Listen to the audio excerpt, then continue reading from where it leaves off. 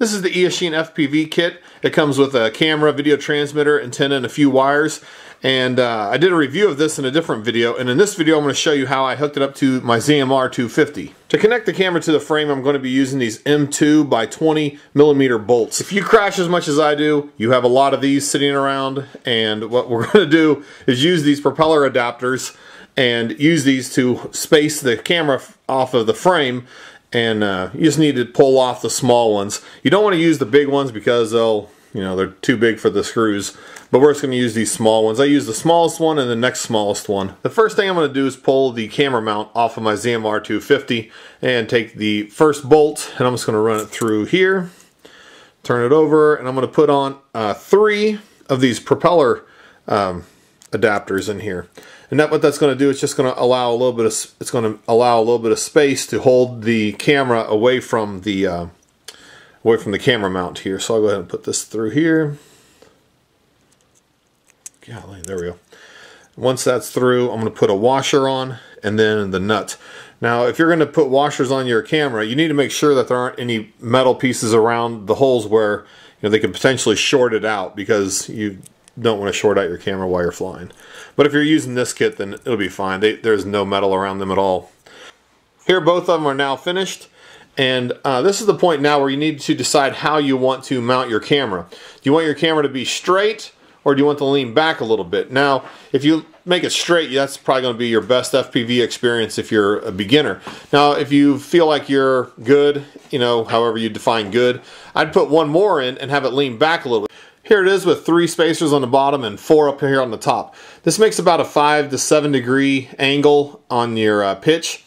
And you don't think this looks like a whole bunch of pitch, but if you're used to flying your quadcopter with your camera pointing, very straight, and then you do this, you're going to feel like your quadcopter is going a little bit faster than it should. I've been trying to fly around the trees in my yard, but it gets a little bit more difficult because it feels like it's just going so fast. And also, you'll notice a little bit of difficulty landing because you can't see as much of the ground as you used to. So here it is with 3 spacers on the bottom and 5 up here on the top.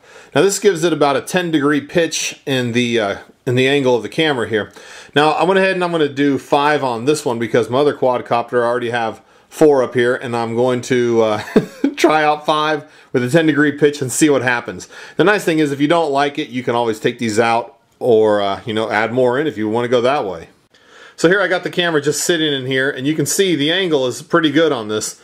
This is 10 degree tilt on here. Now I may have a little bit of trouble hooking up my camera wire here, but it'll squeeze in. This is the LT200 that comes with the kit. And what I'm going to do is I'm going to mount it to the bottom of the top plate. Now this is going to work. Whoa! This is going to work because the wires come out of the side, not out the bottom.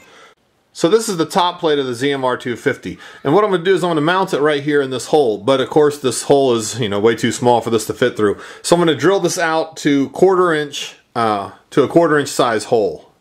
Here's the carbon fiber plate, and I've drilled this out 1/4 inch. Now don't drill this in your house because it's going to make carbon fiber dust and you don't want to breathe it. Do it outside, then bring it back in. So here's the LT200, and I'm going to put a prop adapter on top of this like that. Then I'm going to slide this through the hole like this, and that will allow this antenna to grab onto it and pinch the carbon fiber between it so that it holds the antenna in place. So if you don't put the prop adapter in here, this thing is going to be loose. It's going to shake around a little bit. Now the big advantage of having this directly mounted to your plate is that if you do have an impact and it lands upside down and hits this, lands on the antenna, well, hopefully you're using a clover leaf instead of this. I just don't have one right now. Hopefully the idea is that the carbon fiber plate will take most of the impact and save it from breaking off these solder joints on your video transmitter. At this point, the last thing to do is to take your included wire, plug this part into your camera, plug this part into your video transmitter, and then zip tie up all the wires, make it look nice, or whatever you want to do to make it look nice, and then hook this up to your balance port when you go fly.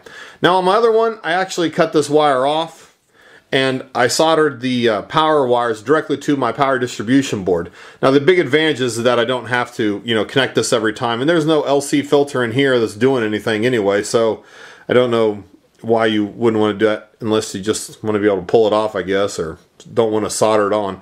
But it's a lot easier when you just have the camera and the video transmitter soldered in directly.